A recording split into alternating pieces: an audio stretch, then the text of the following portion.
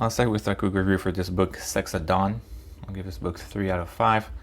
The first part of the book is not that interesting. It's mostly argumentative and not much details, and I didn't care that much about the argument, and I think I didn't follow a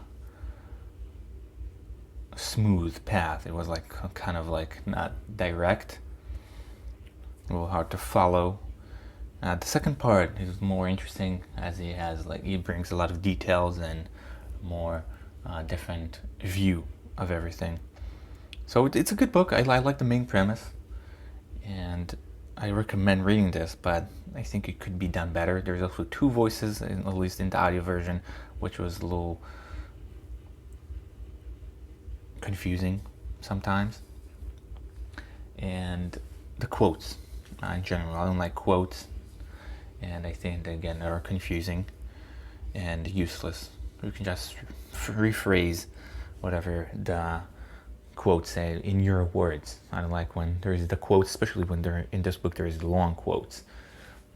That's why the reason I didn't like it. Without it, definitely getting a 4. Let's see the notes. Not much notes. According to one theory, females are interested in sex month-long so males won't shop around, or because this way they are more likely to get pregnant. Because there is this question, what would female have sex all month long and not just when they're fertile?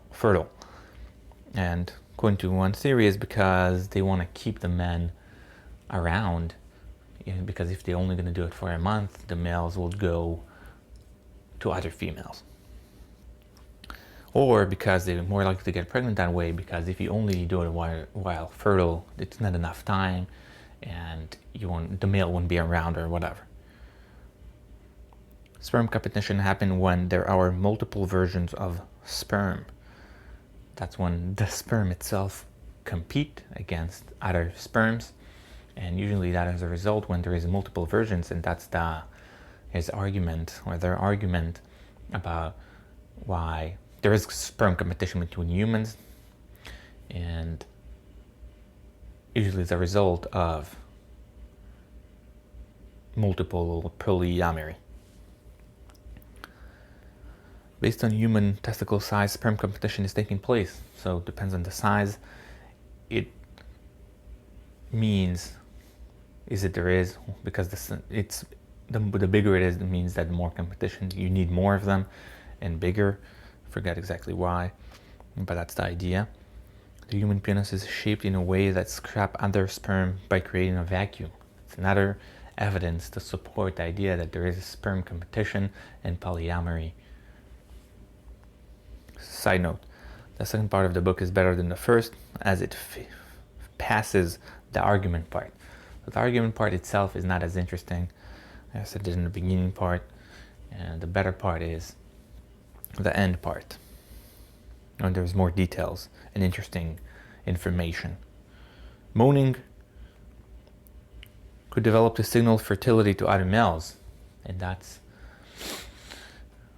they advertise themselves in some way, and that's again another evidence to support their idea of polyamory and non-monogamy. So that's it for the notes. That's the main idea of this book. That's the main premise, that non-monogamy is actually more natural to humans, and unlike the conceived idea that monogamy is natural and normal. And again, it's 3 stars, maybe a high 3, but still a 3, and that's it. Thank you.